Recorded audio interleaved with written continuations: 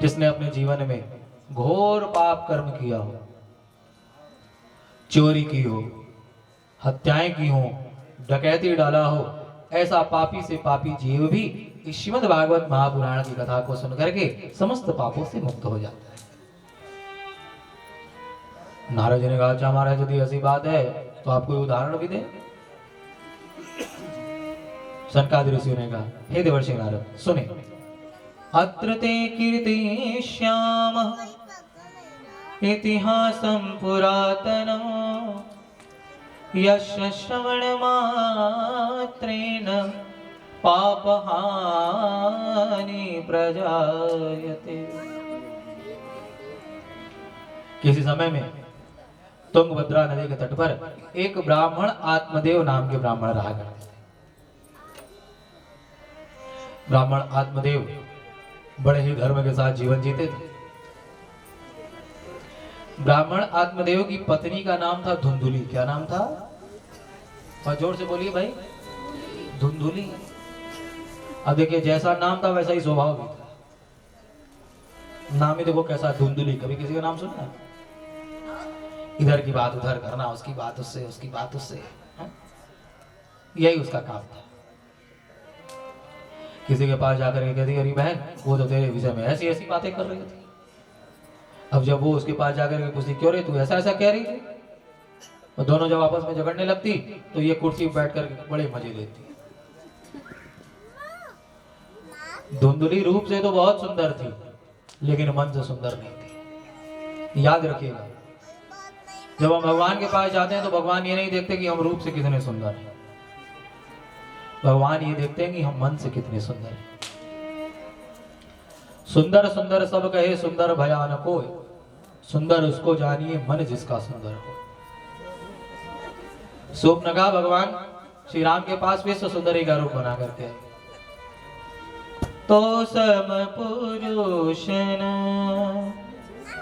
मो सम नारी, विश्व सुंदरी का रूप बना करके आई है, लेकिन भगवान श्री राम ने शूर्पणखा की तरफ देखा भी नहीं, उल्टे उसकी नाक कान को कटवा दिया। वहीं भगवती मां सबरी अत्यंत कुरूपा है, भिलनी है, तो भी भगवान श्री राम उनके आश्रम जानते हैं, उनके जूठे बेर का भोग लगाते हैं। क्यों? क्योंकि भगवती मां सबरी मन से सुंदर है।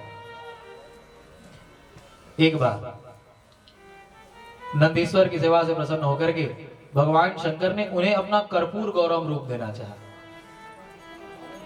लेकिन नंदीश्वर ने लेने से मना कर दिया। उन्होंने हाथ जोड़ करके कहा, प्रभु यदि आप मुझ पर प्रसन्न हैं और यदि मुझे कुछ देना चाहते हैं तो मैं आपसे मांगता हूं, आप मुझे बंदर का रूप प्रदान करें। कहीं आपने मुझे सुंदर बना दिया, मैं अपनी सुंदरता आपके पीछे ही लगा रहा तो आपका भजन कैसे करूंगा? बोलो राधे राधे। तो भगवान ही नहीं देखते कि हम तन से कितने सुंदर हैं, भगवान देखते हैं कि हम मन से कितने सुंदर हैं। धुंधुली रूप से तो बहुत सुंदर है, लेकिन मन से सुंदर नहीं। लोग पूछते हैं, हरी बहन तेरे पति इतने धर्मात्मा है, समाज में उनकी इतनी प्रतिष्ठा है, फिर तो क्यों सबकी बात इधर से उधर करके उनके नाम को बदनाम करती रहती है? ऐसा करके तुझे क्या मिलता है? तो धुंधली कहती, हरी बहन क्या बताऊं, ये तो सुबह सुबह यजमानों के घर पूजा पाठ कराने चले जाते हैं, तो मेरा टाइम पास कैसे हो? तो लड़ाई झगड़ा करके इधर उधर की बात करके मैं अपना टाइम पास कर लेती हूं। हम लोग भी टाइम पास करते हैं, कोई मोबाइल चला करके टाइम पास करता है, कोई ताश खेल करके टाइम पास, कोई इधर उधर की बातें करके टाइम पास करता है। यानी हमारा इतना बुरा समय आ गया कि उसे पास करना पड़ रहा है। याद रखिएगा, समय कभी पास नहीं होता, हम पास हो जाते हैं। जिस समय को हम व्यर्थ के कार्यों में नष्ट करते हैं वो कोई साधारण चीज नहीं है। गीता जी के 10वें अध्याय भगवान कृष्ण कहते हैं, कालः कलयतामहम्, हे पार्थ, गणना करने वालों में मैं काल हूं, यानी समय हूं। समय मेरी विभूति है, समय मेरा स्वरूप। दुनिया का सबसे बड़ा यदि कोई पाप है तो वो है समय की हत्या करना, क्योंकि जो समय की हत्या करता है उसे ब्रह्म हत्या करने का पाप लगता है। कालह कलयाता।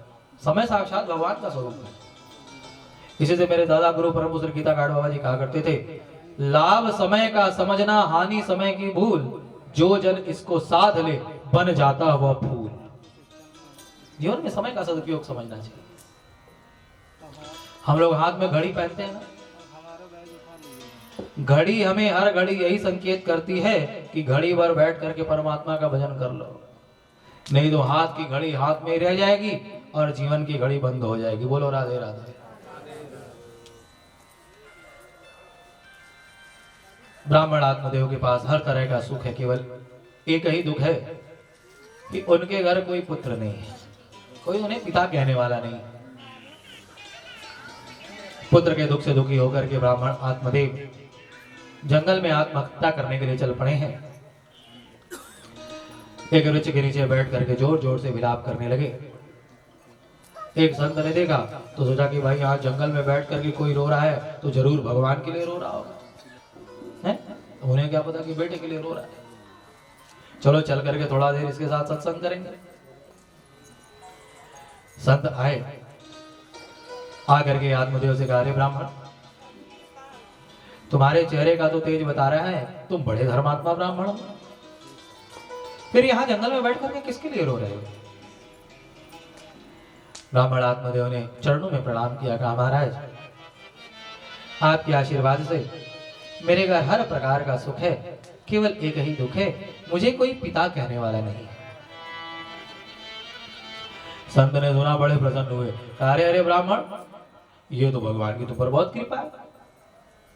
अरे पुत्र न दे करके तो भगवान ने तुम पर महती कृपा की है कि बेटा बेटी के मुंह में नहीं फंसना पड़ेगा। अरे मनुष्य शरीर पा करके तो एकमात्र भगवान का ही भजन करना चाहिए। चलो मेरे साथ जंगल में चल करके भगवान का भजन करो। ब्राह्मण आत्मदेव ने कहा, वाह महाराज, आप तो ठहरे सन्यासी, तो सन्यासी बनने की बात करेंगे। अरे आपको क्या पता, जब छोटा सा बच्चा पापा की गोद में बैठ करके पापा पापा डैडी डैडी कहता है तो उसे कितना अच्छा लगता है। क्या आप साधु महात्मा क्या जाने। और फिर महाराज, जब मेरे घर कोई पुत्र ही नहीं होगा तो मेरे पितरों का उद्धार कैसे होगा? हम में से भी कुछ लोग ऐसा ही सोचते हैं कि पुत्र ही हमारा कल्याण करता है, लेकिन याद रखिए, पुत्र जब गया आदि में जाकर के श्राद्ध करता है, पिंडदान करता है, तो उससे हमारे पितरलोक में सुख से तो रहते हैं, लेकिन पुत्र पिंडदान करके श्राद्ध आदि करके अपने पितरों को 84 लाख योनियों के बंधन से छुटकारा नहीं दिला सकता। 84 लाख योनियों के बंधन से छुटकारा कैसे मिले? जब हम पुत्र से मुक्ति की कामना नहीं बल्कि स्वयं परमात्मा का पुत्र होकर के अपने हाथों से अपना पिंडदान करेंगे। अब आप कहेंगे महाराज क्या जीते जी अपना पिंडदान कर दें? तो इसके लिए हमें पिंडदान के वास्तविक अर्थ को समझना पड़ेगा। गीता जी में भगवान ने कहा, हमारा ये शरीर एक पिंड है, इस शरीर रूपी पिंड को परमात्मा को दान कर देना, यही वास्तविक पिंडदान है। अच्छा देखिए, हमारे कपड़े में यदि थोड़ी सी मैल लग जाती है तो हम अच्छे साबुन ला के सर्फ ला करके उसकी सफाई करते हैं, लेकिन हमारे मन में जो काम क्रोध लोभ मोह राग द्वेष की मैल लगी है, क्या इसे कभी धुलने का प्रयास कर? तो हमारे मन में जो काम क्रोध लोभ मोह राग द्वेष रूपी मैल लगी हुई है, इस मैल को धो करके जैसा परमात्मा ने हमें ये शरीर रूपी पिंड दिया था, ठीक वैसे का वैसा परमात्मा को समर्पित कर देना, यही वास्तविक पिंडदान कहलाता है। तो ब्राह्मण आत्मदेव जब बार बार संत के चरणों में गिरने लगे, संत को दया आई, उन्होंने एक फल निकाल करके ब्राह्मण आत्मदेव को दे दिया और कहा, देखो ब्राह्मण, जाकर के इस फल को तुम अपनी पत्नी को खिला देना। यदि तुम्हारी पत्नी ने धर्म के साथ जीवन जिया तो तुम्हारे घर एक धर्मात्मा पुत्र का जन्म होगा, जो तुम्हारा और तुम्हारे पितरों का कल्याण करने वाला होगा। ब्राह्मण आत्मदेव उस फल को लेकर के घर आए हैं। दौड़े आए, दरवाजे पर आकर के पत्नी को आवाज लगाई, अरे देवी, देखो देखो देखो, आज मैं तुम्हारे लिए क्या लेकर के आया हूं। अब धुंधली भी दौड़ी दौड़ी आई, क्या लेकर के आए भाई? ब्राह्मण आत्मा देने का, देखो देवी, आज जंगल में मुझे एक बड़े ही सिद्ध संत मिले, उन्होंने मुझे ये फल दिया है। संत ने कहा है यदि तुम इसे खा लोगी तो हमारे घर पुत्र का जन्म होगा। लो लो लो लो, जल्दी से इसे खाओ। धुंधले ने कहा हाँ, मैंने सोचा कोई बढ़िया सी साड़ी लेकर के आए होंगे। आवाज तो ऐसे लगा रहे थे जैसे 9 लगा हार लेकर के आए। लेकर के आए फल, चलो रख दो, खा लो। ब्राह्मण आत्मा ने कहा देवी खा लेना। हाँ हाँ खा लूंगी। अब ब्राह्मण तो फल देकर के चले।